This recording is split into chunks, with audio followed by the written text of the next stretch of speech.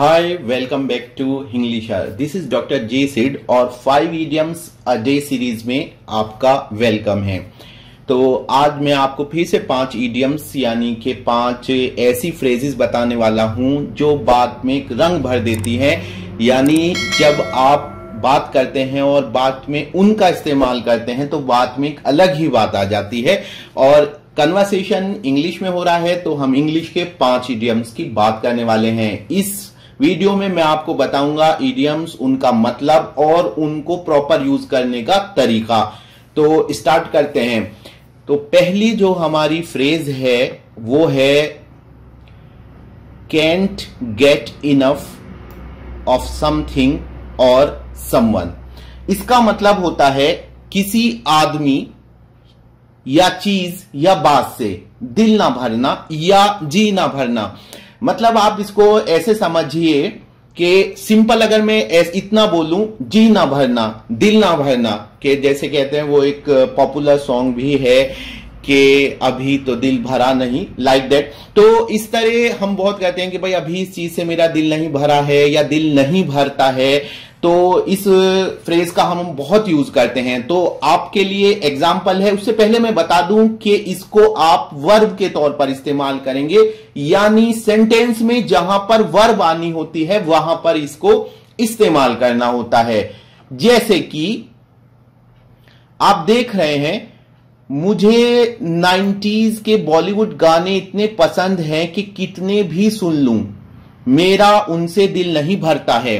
तो इसको इंग्लिश में कैसे बनाएंगे? I like Bollywood songs of 90s so much that however often I listen to them I can't get enough of them. मतलब है कि मुझे 90s के बॉलीवुड गाने इतने पसंद हैं कि कितने भी सुन लूं, मेरा उनसे दिल नहीं भरता है।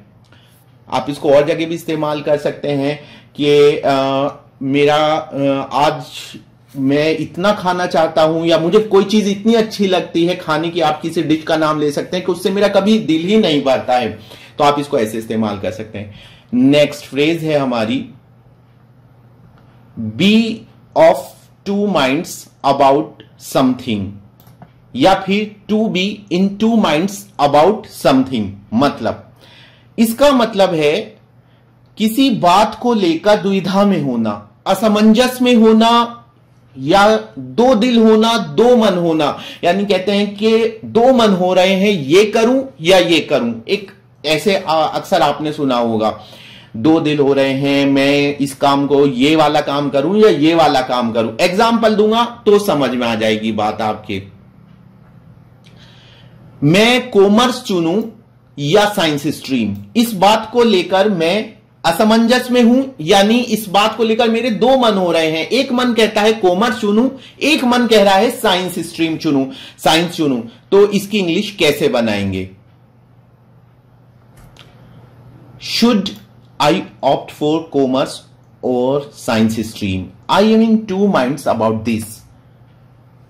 इसमें मैं आपको एक यूजेज नोट बताना चाहता हूं, यानी इसमें थोड़ा सा अलग से एक पॉइंट बताना चाहता हूं। पॉइंट यह है कि अमेरिकन इंग्लिश में ऑफ टू माइंड्स यूज होता है और ब्रिटिश इंग्लिश में इन टू माइंड्स यूज होता है। दोनों सही हैं।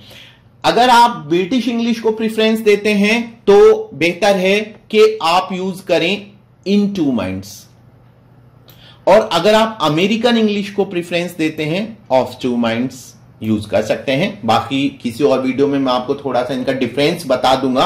वैसे मैं पर्सनली आपको एक बात यहां पे बोलना चाहूंगा कि दोनों में कोई ज्यादा फर्क नहीं है। बस इतना समझ लीजिए कि जैसे हमारी कोई लैंग्वेज है जो हमारी मदर टंग है, उसकी 2 वैरायटीज हो सकती हैं, ऐसे ही ये इंग्लिश की 2 वैरायटीज है, थोड़ा बहुत फर्क होता है। तो आइए तीसरी फ्रेज की तरफ चलते हैं। और तीसरी फ्रेज है check in on. Check in on भी वर्ब है, और जो इससे पहले मैंने अभी आपको बताया इन टू माइंड्स वाली फ्रेज जो है वो भी वर्ब की जगह पर इस्तेमाल होती है। तो चेक इन ऑन का मतलब क्या होता है? किसी की खैरियत, कुशल मंगल पता करना या पूछना। जैसे बहुत दिन हो गए आपसे बात हुए, सोचा आपकी खैरियत पूछ लूं, आपका कुशल मंगल ले लूं। तो इसकी इंग्लिश कैसे बनाएंगे? It has been a long time since we talked, I thought I would check in on you. तो इसका मतलब है कि सोचा तुम्हारी खैरियत ले लूं। यहां आपको एक बात पता लगी, अगर आप किसी से ऐसे बोलते हैं, सोचा ये काम कर लूं, सोचा ऐसे, तो उसमें आप फ्रेज यूज कर सकते हैं आई थॉट आइड। तो ये जो इसमें मैंने अपोस्ट्रोफी लगा के डी लिखा है, ये कॉन्ट्रैक्शन फॉर्म है वुड की, तो ये वुड है, आई वुड। तो इसको आई वुड, आप चाहे आई वुड भी पढ़ सकते हैं, I thought I would check in on you. Okay, तो ये बहुत इस्तेमाल होती है, जैसे कि लॉकडाउन के दौरान सोचा आपकी खैरियत ले लूं, फोन पर ही, वैसे तो नहीं मिल सकता। तो आप ऐसे बहुत सारे आप नॉर्मल अपने डेली यूजेज में इसको इस्तेमाल करते हैं। तो नेक्स्ट फ्रेज की तरफ पढ़ते हैं। फ्रेज है मीन वेल। मीन वेल का मतलब होता है नियत अच्छी होना।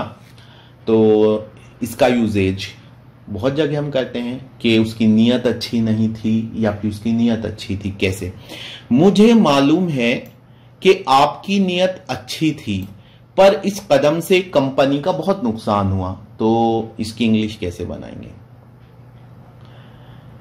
आई know you meant well, but the company suffered a great loss due to this move.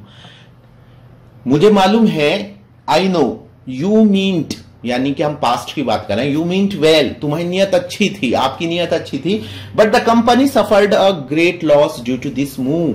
आपके इस कदम से कंपनी का बड़ा नुकसान हुआ। तो एक ग्रेट लॉस, बहुत बड़ा नुकसान। ओके गाइज, नेक्स्ट आज की हमारी लास्ट फ्रेज है बाई मोस्ट अकाउंट्स। ये एक एडवर्बियल है, और एडवर्बियल का मतलब ये है कि ये क्लॉज में एडवर्ब की तौर पर इस्तेमाल होता है। आप इसको सेंटेंस के साथ अलग से भी जोड़ सकते हैं, या किसी पर्टिकुलर एडजेक्टिव या वर्ब की ये विशेषता बता सकता है। जैसे कि आपको मैं इसका यूजेज बताऊंगा तो आपको समझ में आ जाएगी बात।